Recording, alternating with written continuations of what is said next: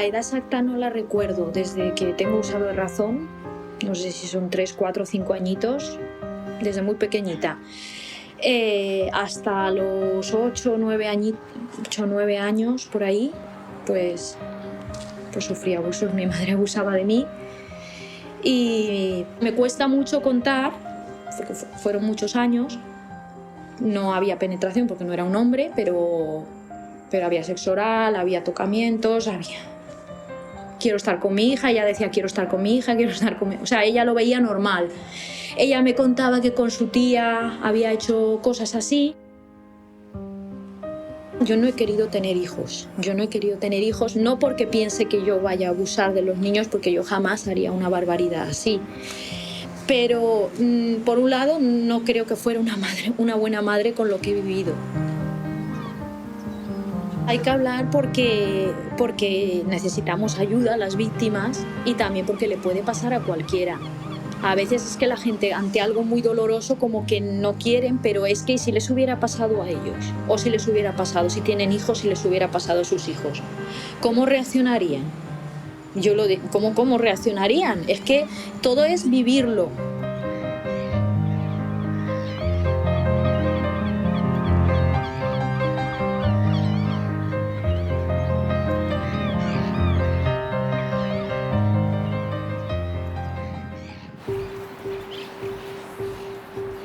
Dos de cada 10 adultos ha sido víctima de abusos sexuales en la infancia. De media, los menores sufren 4 años de agresiones. Ocurre en todo tipo de familias. La madre de Ángela era bailarina.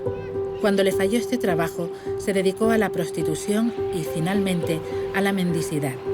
La pequeña Ángela la acompañaba a todas partes. Yo me acuerdo que una vez un policía me empezó a preguntar ¿qué hora es? No sé qué, enseñándome el reloj. Y claro, yo no sabía ni la hora, no sabía nada. No había ido nunca al colegio ni nada. Nos llevaron al juzgado y del juzgado ya me acuerdo que la policía empezó a tirar de mi brazo y mi madre y mi abuela tirando del otro brazo y ya de ahí directamente me llevaron al centro de menores. No me explicaron nada, simplemente me dijeron ahora vas a estar aquí un tiempo, estos van a ser como tus hermanos y hermanas allí en el centro de menores. Y nada, pues allí lo pasé muy mal también. Yo muchas veces tengo mucha rabia, mucha ira contra el sistema, contra los gobiernos, contra todo, por decir, a ver, yo sé que hace años era mucho peor o hace siglos, pero es que dices, a ver, si se enteran... Mira, yo nunca había comido una comida normal, porque mi madre me hacía todo triturado en papillas. Y yo cuando me metieron en el centro de menores nunca había comido una comida normal. Pues ellos pensaban que yo no quería comer porque no quería comer. Y me encerraron en un armario ropero donde tenían lo de toda la gente. Hasta que no te comas, había cocido. Hasta que no te comas esto no sales. Otra vez me acuerdo que todos mearon en un vaso y me obligaron a beberlo. Yo qué sé, me intentaron ahogar una vez con una percha. En la piscina también varias veces me intentaron ahogar, yo no sabía nadar. Y una vez en las duchas, pues... Es que entraban y continuamente nos duchábamos, entraban y salían continuamente, como si nada. Y una vez, pues tú has hecho no sé qué, has tenido relaciones, no sé qué, no sé cuánto, metiéndose conmigo, vamos a probar. Y con una llave me intentaron. El Consejo de Europa afirma que 1 de cada 5 menores sufre abusos sexuales antes de cumplir 17 años. El 85% de los delitos sexuales a la infancia no se denuncian. En 2017, en nuestro país, hubo casi 10.000 denuncias por delitos sexuales. La mitad eran menores. La Fundación ANAR, con las llamadas a sus teléfonos de ayuda, ha detectado que en los últimos 8 años casi se han triplicado los abusos sexuales a menores. El 70% de los casos se producen dentro de su propio entorno familiar, es decir, principalmente el agresor es el propio padre biológico, luego las parejas de las madres, luego abuelos, personas que están cerca, familiares, tíos y a veces amigos incluso de la familia. Solamente algunos casos se producen fuera de ese entorno y ha crecido un 178% desde el año 2009 al 2016. Luego la tasa de incremento implica que donde había un caso casi hay 3 actualmente. 1 de cada 10 menores lo cuenta y en muchas ocasiones no se les cree. Solo el 15% lo denuncia y de esos casos el 70% no llega a juicio porque se considera que no hay pruebas suficientes. Lo que es muy importante es que desde el momento cero en el que hay sospecha de un caso de abuso sexual se recojan las pruebas, se recojan los datos, porque es verdad que hay pruebas que son luego muy difíciles de conservar. Recuerdo un caso yo creo que fue hace año y medio, en el cual una niña de 9 años tuvo que meterse una grabadora en un calcetín para grabar cómo su padre aceptaba que estaba abusando de ella, ¿no? Porque no la había creído ni la policía ni la había creído un juez, y esa niña todavía tenía que ver a su padre.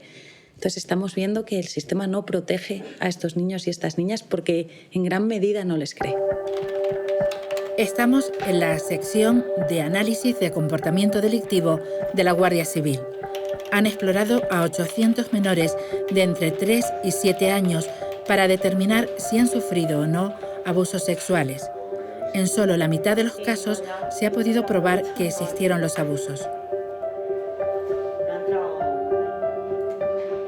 Hola Laura, ¿te han contado quiénes somos ya que hemos venido? Es muy importante que sepamos cómo ha sido esa revelación, si es que la ha hecho, en qué contexto se ha hecho, cómo lo contó, qué se le ha preguntado, qué reacciones ha visto el niño en la familia, porque todo eso que ha visto, en el caso de que haya hecho una revelación, todo eso que el niño ha visto después lo está condicionando. Lo que solemos hacer es una prueba preconstituida. Hablamos con el juez y le recomendamos hacer una prueba para no revictimizar al menor y para preservar ese testimonio, porque en un niño de 3 años, pasados 6 meses, es posible que el olvido haya hecho mella y no sea capaz de reproducir ese relato. En general, la prueba preconstituida solo se utiliza en 2 de cada 10 casos. Ahora, la nueva Ley de Protección Integral de la Infancia obligará a los jueces de instrucción a realizarla cuando el perjudicado tenga menos de 14 años. Uno de los problemas detectados por Save the Children tras analizar 200 sentencias de abusos a menores es el calvario que pasan los niños en los juicios. Hablamos de procesos judiciales que duran de media 3 años, en los que el niño o niña tiene que contar al menos 4 veces lo que le ha sucedido a distintas personas, con lo cual reviven el trauma cada vez que lo cuentan, y luego un sistema judicial que es totalmente hostil a la infancia. Espacios no adaptados, en muchos casos los niños han tenido que declarar ante público, por así decirlo, no hay suficientes medidas que garanticen que no se van a encontrar con su agresor en el juzgado. Muchas de las denuncias se producen en contextos de divorcios litigiosos. Y no quiero decir con esto que todas sean malintencionadas. A veces simplemente pues, la suspicacia entre los 2 miembros de la pareja está a flor de piel. Es posible que tengan otras parejas con las que el menor conviva y que una frase se malinterprete. Muchos niños, cuando yo les pregunto ¿por qué lo cuentas ahora?, me cuentan cosas como es que antes mamá quería a papá, ahora como ya no, ya se lo puedo decir, ¿no? Entonces, muchas veces los niños aprovechan esta separación para poder contar lo que llevan viviendo durante hace tiempo. Y hay otros casos en los que las madres se separan cuando empiezan a ver ciertos indicios de abuso. Bueno, estamos aquí para ver un poquitito cómo estáis llevando la situación difícil que estáis teniendo a nivel familiar. Quisiera saber cómo estáis llevando vosotros toda esta situación con los niños, con el abuso. ¿Quién quiere comenzar a hablar? Yo esperé un mes para ir a la unidad especializada. Cuando llego allí me dicen, qué casualidad, que se está usted separando, ¿no? Yo empecé a sentir terror, así os lo digo. O sea, un terror de decir, ¿dónde estoy? ¿Esto es real lo que me está pasando? A mi hija solo se le hicieron 2 sesiones más de 20 minutos y a los pocos días otra intervención donde se le preguntó si tenía susto en la casa en las casas de su familia, y de allí se sacó la conclusión que esta niña no había sufrido abuso. Además, mirar qué feliz está. La mayoría de los niños quieren... O sea, es como hay un amor-odio hacia la persona, ¿no? Quieren a su papá, pero por otro lado hay como cierto temor a eso, a ese juego que no les gusta. Mi niña ahora está con el padre. Yo la tengo solamente visitas. Y la niña, todos los días que me ve, me pide lo mismo. Mamá, por favor, lucha por mí. No quiero estar con él. No quiero, mamá. Me hace cosas que no me gustan. Cuando vas a denunciar piensas, bueno, ya está. O sea, voy a hacer lo que tengo que hacer, voy a denunciar y la justicia me va a ayudar. Y te encuentras pues totalmente lo contrario, ¿no? Empiezan a cuestionarte y a prejuzgarte a ti y no, lo principal, no escuchan al menor. No quieren escuchar el testimonio de los niños. Se desprotege al menor, se le obliga a ir con el padre cuando... Bueno, lo primero es protegerlo, ¿no? Ante un caso de presunción de abuso, lo que tienen que hacer es protegerlo y hacer la investigación correspondiente. En mi caso, yo directamente le veía, porque se masturbaba con la niña encima, entonces, y digo, ¿qué estás haciendo? Entonces, y al principio no lo quieres creer, no lo quieres ver, porque dices, no, que me estoy inventando yo, me estoy imaginando cosas que no son.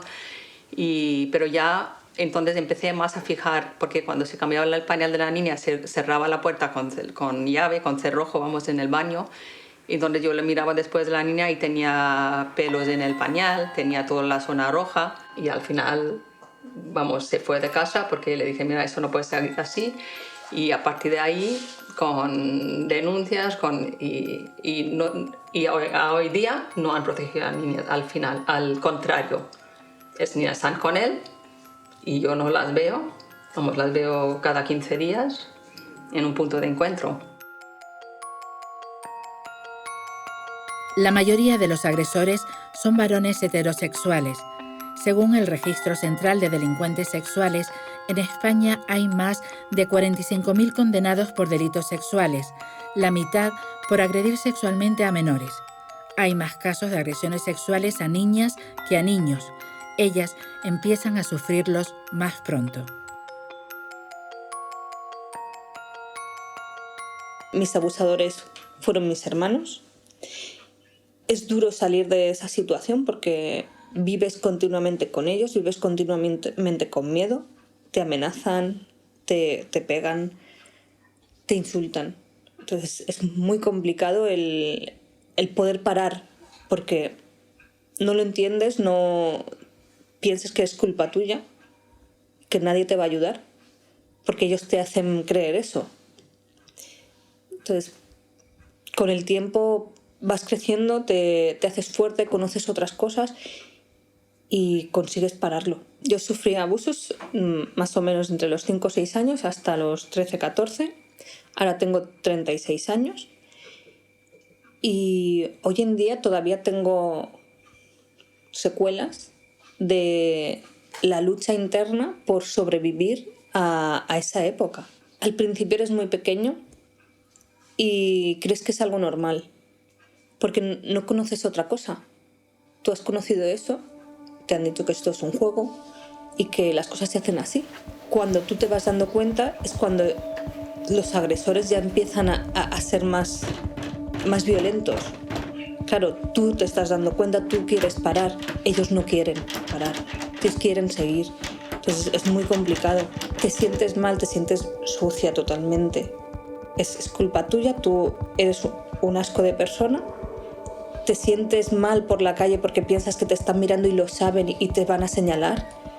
Entonces es muy difícil el decirlo a alguien, aunque sean tus padres, porque pierdes toda la confianza en todo el mundo.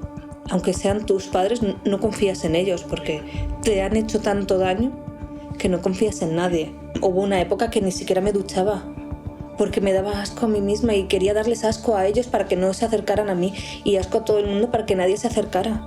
Cuanto menos me duchaba, mejor. Claro, es falta de higiene, falta de relaciones con la gente, falta de comunicación.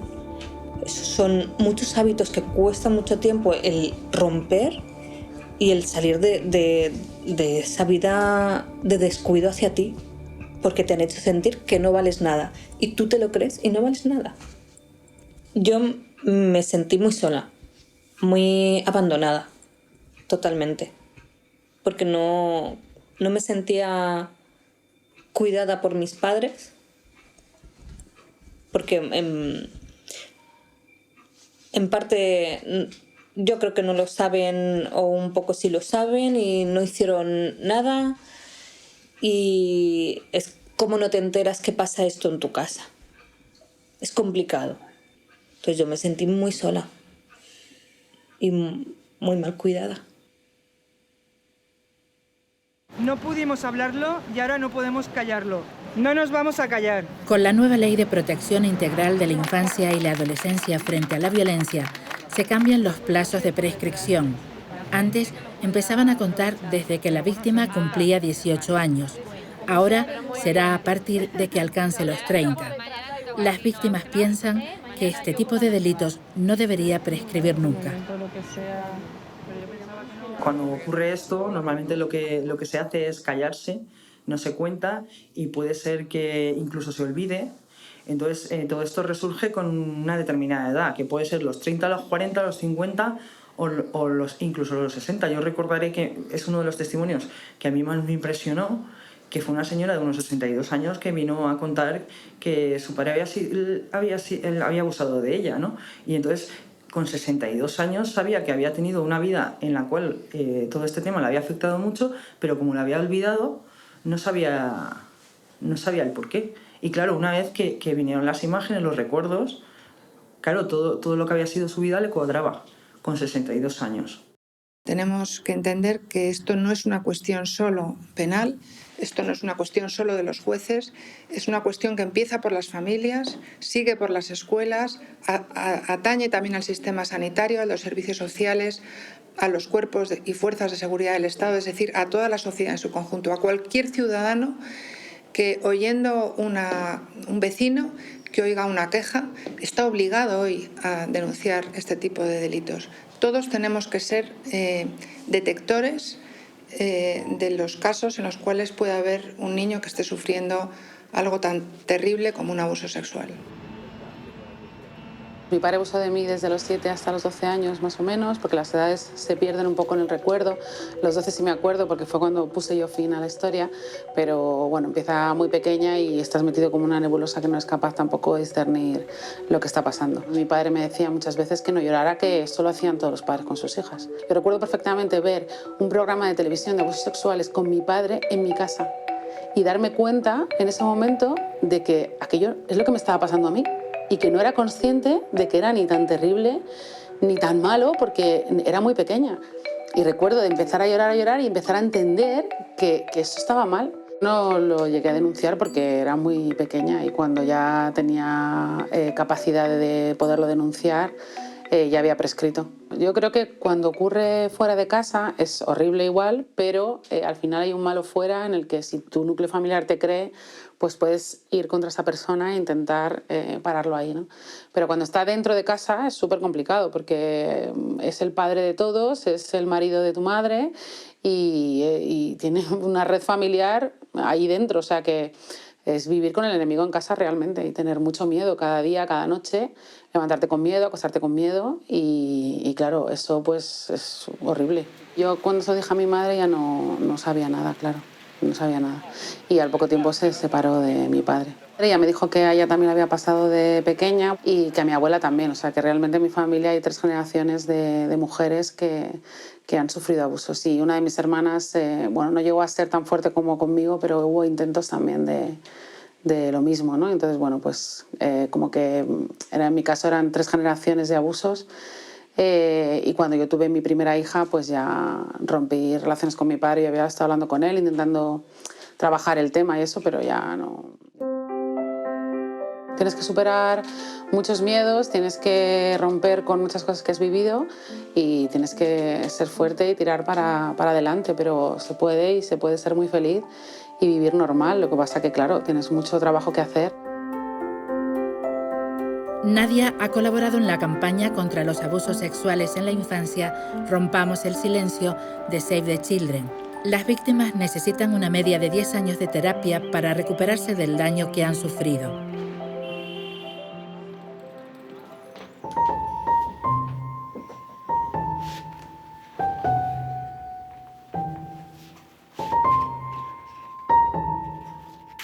Me he refugiado en el arte, en pintar, escribir y un montón más de facetas. Escribo bastante y estoy escribiendo un libro que en parte es ensayo de psicología y en parte es mi propia vivencia básica de mi experiencia vital. Mi libro lo titularé Cómo pegar un corazón roto, si es que no está cogido el nombre. Y hay un libro que es Después del silencio, que yo lo recomiendo a las personas que hayan sufrido abusos porque tiene ejercicios prácticos y también tiene sugerencias, ejercicios propuestos para superar los flashbacks y un montón de cosas, un montón de secuelas que te quedan. A mí me han quedado pues las pesadillas nocturnas, el sentir que toda entera yo soy una lija, las plantas pegarropas que se me pegan en la ropa y yo me siento así como que no me puedo despegar. Un ritual que hacía en las manos que era como que si tenía una tela de araña de pequeña en el colegio, todas las niñas me preguntaban por qué. Luego tienes limitaciones, por ejemplo yo tenía una limitación con la encimera de mi cocina porque cada vez que estaba sucia me recordaba el primer abuso porque después me sentaban en la encimera y a mí cada vez que la encimera de mi cocina estaba sucia a mí me recordaba eso al semen y tenía que estar limpiándola, entonces me pasaba todo el día limpiando la encimera.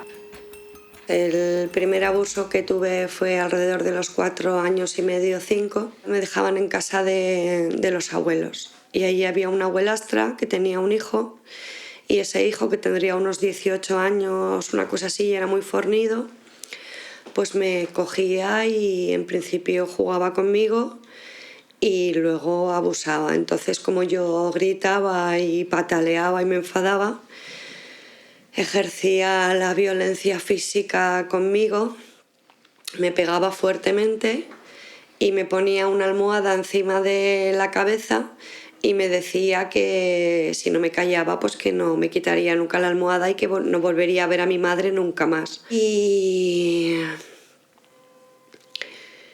eso duró aproximadamente un año y medio, una cosa así. La segunda experiencia de abuso viene sobre los 8 años y medio, 9 años, cuando fallece mi madre a esa edad y en casa estábamos todos con depresión y todos huíamos del sitio porque no lo podíamos soportar.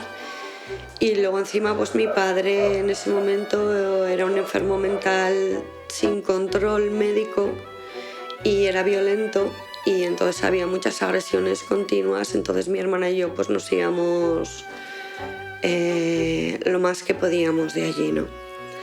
Entonces yo allí vi que en el local de mi casa, en el portal de mi casa había un local y en ese local había una lavandería. Entonces en esa lavandería había un perro, entonces yo bajé a jugar a la lavandería y el dueño de la lavandería, que era un señor mayor, abusaba de mí sexualmente, convenciéndome de que íbamos a jugar a un juego muy divertido, que nos iba a gustar a los dos y que no se lo podía decir a nadie porque entonces no podría volver a bajar a jugar con Bianco, con el perro. Callé y después esto duró pues aproximadamente desde los 8 años y medio hasta los 10, una cosa así.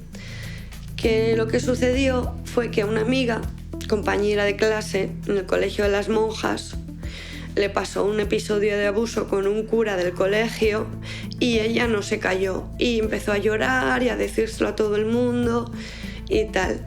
Y nadie la creyó. Entonces yo, en principio, me vi reflejada como en un espejo, como si de repente la lógica viniera a mí y me dijera: oye, que a ti te está pasando lo mismo con el dueño de la lavandería. Entonces decidí no volver más. Según el informe de la Fundación ANAR sobre la violencia que sufren los menores, el abuso sexual infantil y el maltrato físico y psicológico van parejos. Si además será violencia de género, las víctimas tardan más en reaccionar o denunciarlo. A veces hay casos de violencia de género también dentro del entorno familiar y la madre no tiene culpa, pero es que no es capaz de dar los pasos apropiados para proteger a sus hijos. Porque nos encontramos casos en los que la madre está protegida, pero los hijos tienen que seguir viendo a su padre hasta que no hay una sentencia condenatoria. Desde el mismo momento en el que se pone la denuncia ya deberían adoptarse esas medidas de alejamiento también para ellos. Mi padre abusaba de mí en los fines de semana cuando me sacaba del internado, teniendo 6 años, hasta los 8 o 9 años. Y cuando quise tener conciencia de lo que me estaba pasando, eran unos abusos brutales que se me estaban cometiendo, pero no tenía defensa, no tenía comprensión en lo que estaba sucediendo. Uno de los fines de semana de todo aquello vi como mi padre tenía dentro, o estaba haciéndole cosas a mi hermana, y aquello fue lo que me dio fuerzas para, de alguna manera, decírselo a mi madre. Es cuando estalla todo y se empieza pues un calvario de denuncias en el internado, a sabiendas de que mi madre tuvo que explicarle que tenía que salir a juicios por los abusos de mi padre. Y tuve también momentos de gente que lo supo en el internado y aprovecharon las circunstancias para que en periodo vacacional marchábamos a un pueblo de vacaciones y en reiteradas ocasiones intentaron abusar de mí y en los juicios, pues bueno, no fui lo suficientemente protegido tampoco por los abogados, pues veía enormes personas gigantes vestidas de negro que venían preguntándome y yo no alcanzaba mi calzado al suelo. Y en aquellos asientos pues tenía que debatirme entre que si estaba borracho o no estaba borracho. De todas maneras hubo una sentencia donde fue muy, muy dura para mi madre, en la cual esa sentencia decía, y recuerdo que eran 2 años, 2 hijos para cada uno, y en la que a mí aún me tocaba con mi padre, mi hermana la mayor y yo, mi hermana mayor que yo y mi hermano menor que yo, pues iban a estar con mi madre. Mi padre estuvo en la cárcel, era un personaje, no sé cómo calificarlo todavía, pero yo no sé por qué salía ni por qué dejaba de salir. Yo sé que se escapó y aún tuvo la osadía de hacer más daño por ahí. En 1980, cuando Gloria Viseras tenía 15 años, fue campeona de España de gimnasia artística y olímpica. Sufrió agresiones sexuales entre los 12 y los 15 años y 30 años después reunió el valor para denunciar por trato vejatorio y abusos sexuales a su antiguo entrenador, el entonces seleccionador nacional Jesús Carballo. La policía consideró los hechos totalmente veraces y el Consejo Superior de Deportes prohibió al entrenador entrar a las instalaciones. La denuncia fue archivada, había prescrito. Al año siguiente, el entrenador denunció por supuesto daño a su honor. Hemos pasado un calvario judicial de 6 años. Desde nuestra denuncia hemos recibido insultos, humillaciones, amenazas por redes sociales de un grupo de personas que le defienden mucho. Y bueno, nos sentamos en el banquillo de las acusadas, mi compañera Irene y un entrenador que fue testigo de tocamientos, un montón de periodistas y yo. Y nos tuvimos que defender otra vez de él, ¿no? Y ganamos el juicio en primera instancia Luego él recurrió y la Audiencia Provincial de Madrid le dio la vuelta, completamente desestimó todos nuestros testimonios, todos nuestros testigos y nos condenó a pagarle 10.000 euros cada uno por daños honor, por supuesto daños honor. Nosotras recurrimos y por suerte el Tribunal Supremo anuló esa sentencia por completo y nos dio la razón, dijo que efectivamente podíamos hablar de lo que nos pasó, de lo que nos hizo cuando éramos niñas, ¿no?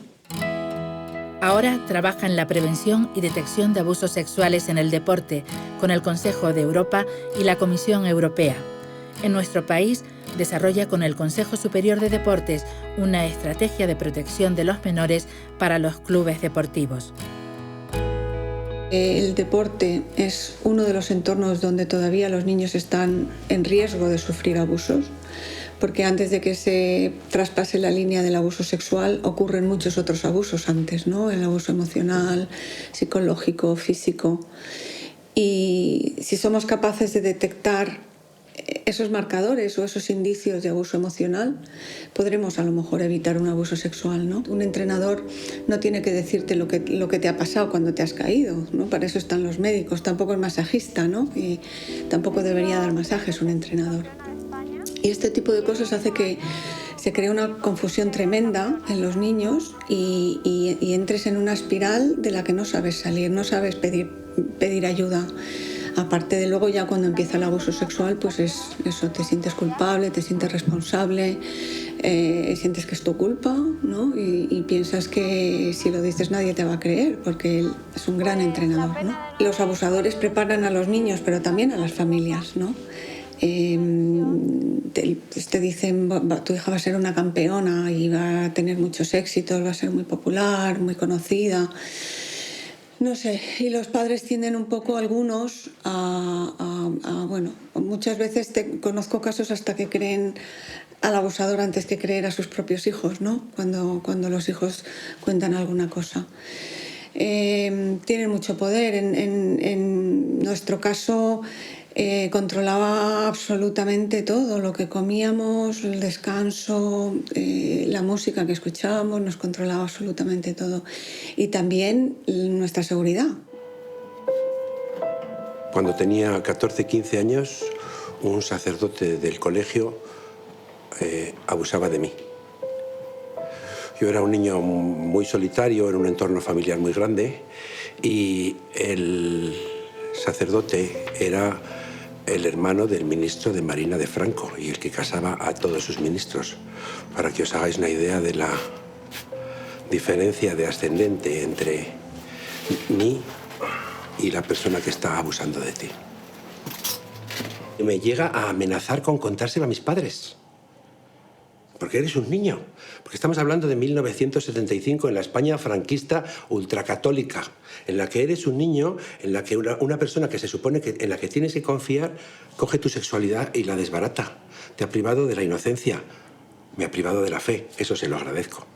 Pero también me ha privado de la capacidad de amar o ha introducido la sexualidad como algo más importante de lo debido en mi vida. Me ha hecho mucho daño. Yo era un niño pequeño, solo en el colegio, con mi hermano gemelo, que ha estado conmigo toda la vida juntos, y que el sacerdote aprovecha mi soledad.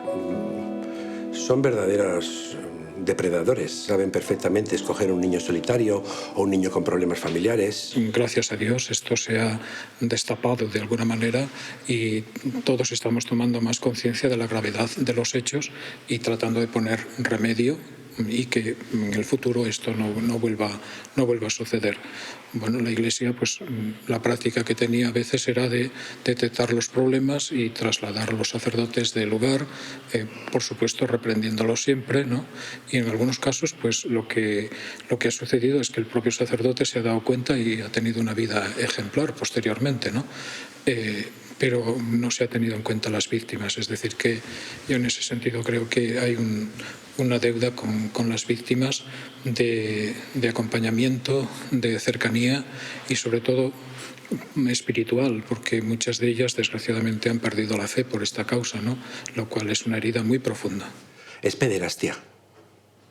Estamos hablando de personas adultas a las que se ha confiado los hijos menores de una familia que abusan de ellos. No hay ninguna posibilidad de que el menor denuncie o se defienda. Y la persona a la que se le ha confiado esos niños es porque tiene un ascendente moral o religioso o educacional y lo aprovecha para esto.